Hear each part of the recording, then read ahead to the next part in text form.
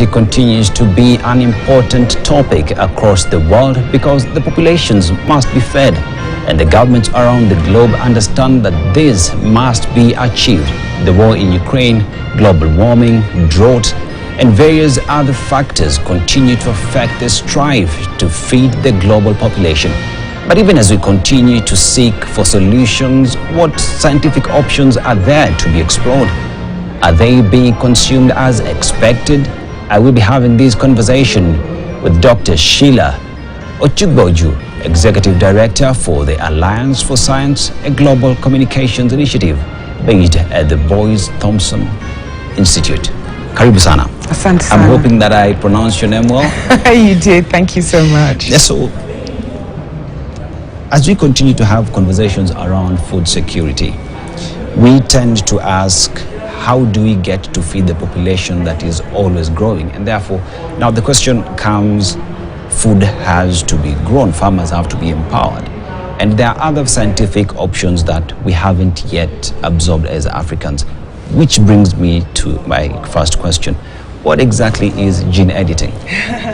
Gene editing is an amazing new technology that thankfully is being adopted in Africa, not as rapidly as we would like, but it's gaining traction. So gene editing is where you are making precise changes in the genome of an organism, and those precise changes can confer benefits such as drought resistance, or it can make it tolerant, a crop tolerant to high salt in the soil, and it can also make it much more sustainable use of water, so that you're growing more crops on less land, but you're doing it much more sustainably, so you're having less effect on the land. So this technology allows us to make the kinds of changes that plant breeders would perhaps take 50, 60 years of crossbreeding, and then not able even to do it precisely, because when you crossbreed, you get one thing you want and maybe two things you don't want, and then you keep on going until you get to a place where you're happy. But with gene editing, very precise editing, just like scissors, you cut out what you don't want and you move on. So how does gene editing fit into the larger topic of biotechnology? Well, gene editing is one of the technologies now that is at the cutting edge of biotech, and it's one that we're promoting, and it's very much, the research is being done on the continent. We at the Alliance for Science work very closely with the IITA, the International Institute for Tropical Agriculture, which is based right here on the campus here. And we work with other international institutes that work on maize and wheat. So the scientists here are looking at what are the crops that we most need, that we most consume, that are most useful for us, and how can this technology be applied to the crops that we care about: cassava, cowpeas, maize, bananas, and beginning to look at pest resistance, drought resistance, and those things to increase productivity. Because as you said, we need to increase productivity. We need to intensify agriculture because we have many mouths to feed, and we need to do so despite the fact that climate change is causing ravages on our soil. Then the conversation comes, in Kenya specifically, there has been conversation around genetically modified organisms. Yes. So what is genetically modified organisms, and how is it different from gene editing?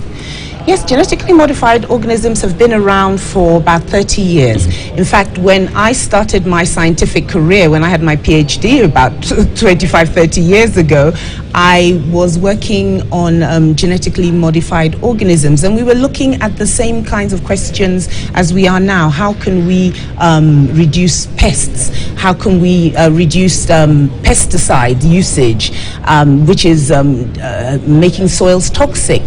So we were modifying organisms, GMOs, and there was a misunderstanding at that time.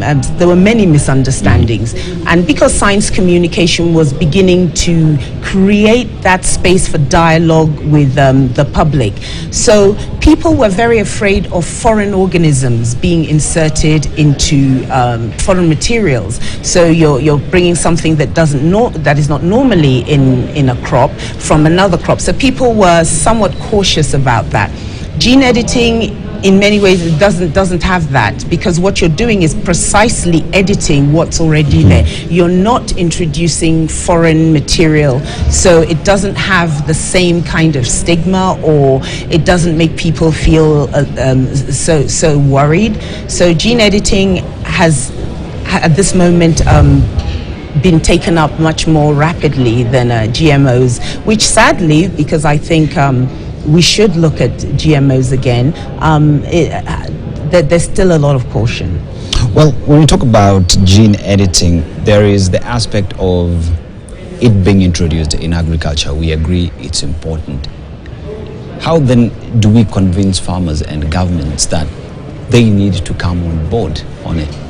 You know, farmers are businessmen. Farmers are actually the people that they're not as hard to convince, because farmers understand what they need. They know they need better seeds. They know they need better inputs. They know what the challenges are with pests. They know that spraying a crop 3, 4, 5 times is not great for them, their family, and their soil. So they know that. They're looking for solutions.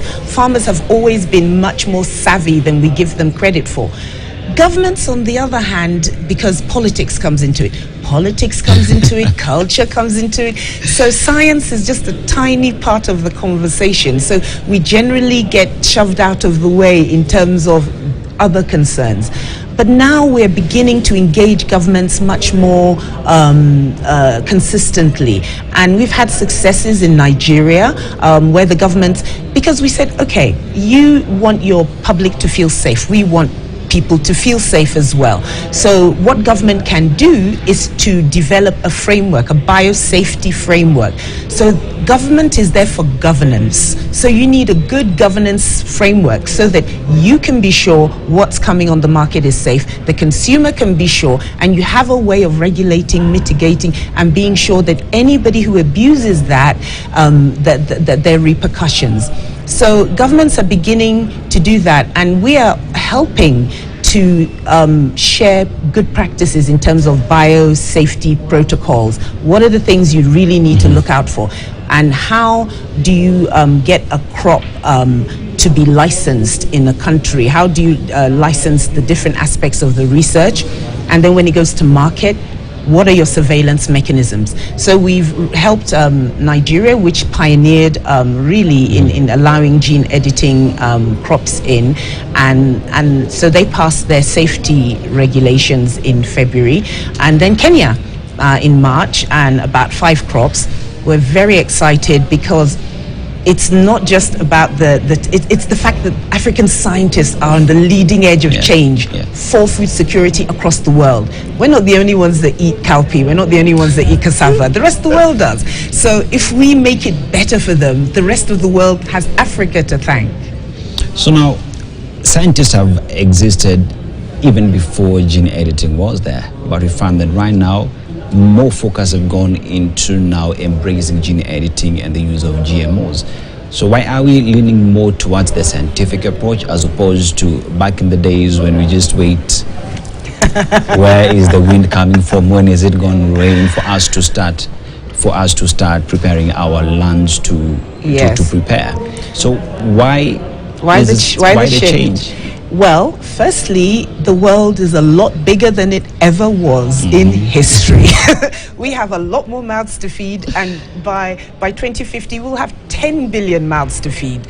And in a country like Nigeria, where I come from, where we're currently 220 million, we will soon be 300 million. We cannot have young people coming into a continent that cannot produce food to feed them. That's a dangerous thing for the continent. It's dangerous for the world, for Africa to be hungry. And 80% of people who are suffering from challenges of hunger are also now suffering from challenges of climate change. So that climate change we now understand, the science allows us to understand it better. So we know that when before we could say the short rains come now, the long rains come now, and you could plan when to plant, when to harvest. I think all farmers know now that that's out of the window. We're seeing from the droughts that the seasons have changed so dramatically, and the extreme weather events are so severe that you now have to say, number one, you need better forecasting, yes, and science can help in that. But number two, we know that some things we can't change. We're going to have more floods. We're going to have more extreme weather events. So what are we going to do? Because we still have to grow crops and we still have to eat. So science can accelerate how we solve that problem. And we have to accelerate it. We don't have decades of crossbreeding to be able to get resistant crops, resistant to drought. And some of the challenges we face, we have never faced them in the volume, like you're having swarms of locusts, and then you're having droughts, and then you're having floods. I mean, it's almost biblical, the kinds of challenges African countries are having. So we need some kind of divine and scientific intervention. People are saying it is end times, but when we talk about gene editing, specifically for, say, animals, how does it have any effect when we consume it? Because people would argue, first of all, it is not godly. It is scientists doing their thing. But does it have any effect when you consume genetically edited animals and crops? Well, the kinds of research that is being done specifically in Kenya for pigs and cattle is really to vaccinate, to create vaccines against diseases so that the productivity can go up. So in the same way as we're taking vaccines so that we don't fall prey to diseases, animals also need those vaccines so that they are healthy and safe. But all of these concerns can be mitigated by having a good governance system, but also looking at the history of genetic technology, of biotech. You know, it has been phenomenally safe. And the fact is, it has more precision in that we know what is in the crop and what has changed and what hasn't changed, in ways that often we don't know with conventional plant breeding, because you just know from what shows up. You don't really know from the precision of which you are actually intentionally making a change. So I would reassure people that scientists are very cautious. First of all, you can't be a good scientist if you're slapdash. So, and also that governments are extremely cautious, African governments. But we do not have time to waste. We've had COVID, we've had climate change, we now have the conflict in Ukraine, we're seeing increased food prices, and that's not going to get better in a short time. All right. The effects are likely to get worse. So now, when you talk about gene editing for crops and livestock, there is a constituency that consume the products and those that grow them. So that means the farmers and us, people who eat. So then, how do we encompass these both sides into these conversations for them, number one, to see the benefits of genetically edited products and how this in the long run becomes a solution moving forward? Because like you said, we have locusts, we have floods and many other calamities that are happening. Yes. How do we convince them that, this is the way to go and this is how to go about it? To be honest, farmers, as I said, farmers are they're highly intelligent and they're highly responsive to solutions. They know how hard it is to be a farmer. And we at Alliance for Science engage farmers across the continent, and we've done so for the last 8 years. In Nigeria, we start with listening to the farmers. So in Nigeria, it is the farmers that are asking us, do you have anything for this? And I know that in Kenya, when I was here a few years ago, it was the fall armyworm, and farmers were just looking right, left and center for, does anybody have a solution to this? So farmers are looking for solutions, and if you can show them something that works, they're much more they're happy to move ahead. And we engage them here in Kenya. So we work with farmer communities as our primary constituency. We have Alliance for Science Fellows who are all across Africa, and they specifically target their science communication to their communities, meaning they answer the questions that are being asked of them. And we are also in Asia. We have Farming Future Bangladesh. I'll be going to Bangladesh next week to engage with that community. So in the same way as you do here in Kenya, where you have lots of farm radio, you have TV shows, you have events, we are on the ground engaging at that level. That's where most of our resources go. And finally, my final question would be, what is the future of gene editing?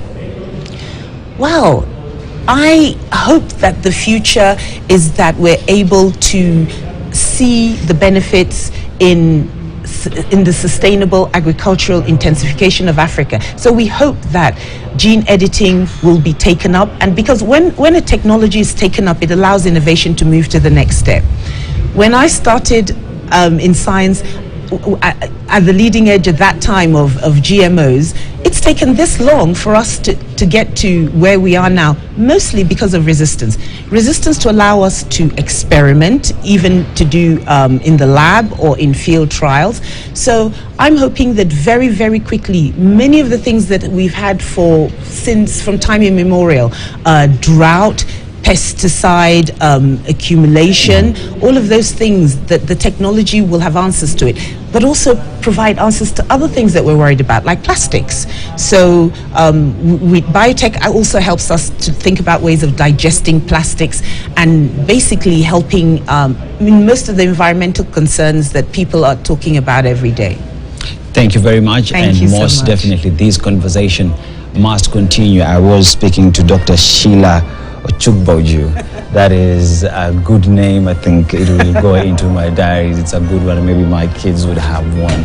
But definitely this conversation must continue, and we urge farmers out there to come on board and embrace genetic editing, because the world has to eat.